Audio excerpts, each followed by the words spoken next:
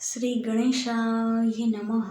આજના વિડીયોમાં આપણે સાંભળીશું ભાદરવા સુદ ચોથ ગણેશ ચોથની વ્રત કથા. આપને આ વિડીયો પસંદ આવે તો લાઈક કરજો, શેર કરજો અને મારી ચેનલ સબસ્ક્રાઈબ કરજો.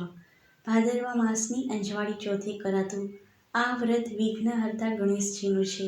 શ્રી ગણેશ સુખ સંપત્તિ દાતા છે. વ્રત કરનારે પ્રાતઃકાળે પવિત્ર બની શ્રી ગણેશનું સ્થાપન કરી લાલ ફૂલોથી પૂજા કરવી. આ દિવસે ઉપવાસ કરવો. શ્રી ગણેશને લાડુનું નૈવેદ્ય ધરાવવું.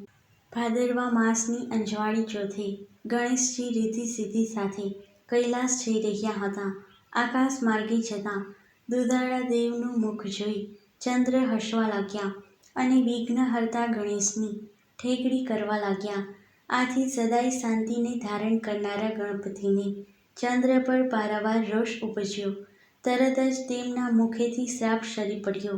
હે રાહુ કેતુના શિકાર ચંદ્ર, તારા રૂપ પર ગર્વ કરીને તું બીજાની ઠેકડી ઉડાવે છે. તેથી હું તને શ્રાપ આપું છું કે આજના દિવસે જે તારી સામે નજર કરશે તે વગર વાંકે આફતમાં પડશે.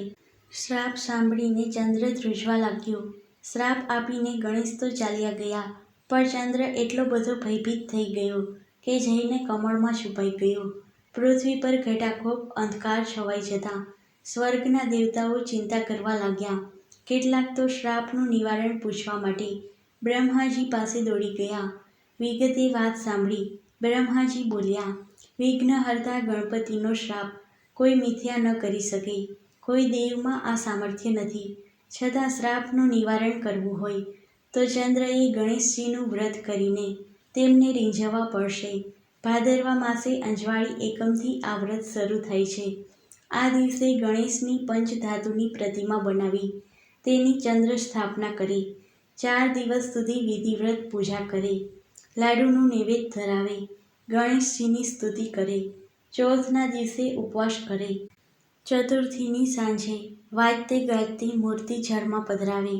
તેમજ આ દિવસે બ્રહ્મ ભોજન કરાવી વસ્ત્રદાન કરે તો આ વ્રતથી ગણપતિજી જરૂર રીંઝશે અને ચંદ્રને શ્રાપમાંથી મુક્તિ મળશે.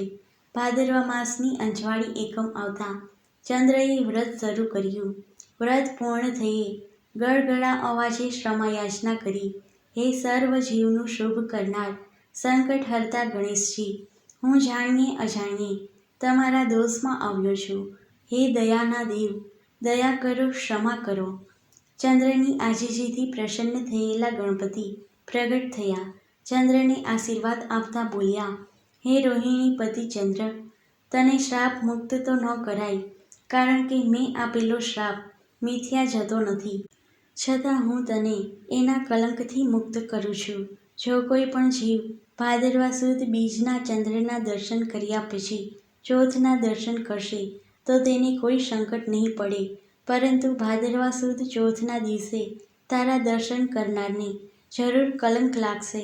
પણ જો કોઈ જીવ મારું વ્રત શ્રદ્ધાપૂર્વક કરશે તો તેનું એ કલંક દૂર થશે અને હું તેના પર પ્રસન્ન થઈશ. હે રિદ્ધિ સિદ્ધિના દાતા ગજાનન, ગૌરીપુત્ર ગણેશ, જેઓ તમારું વ્રત પૂજન કરે તેનું સદાય કલ્યાણ કરજો.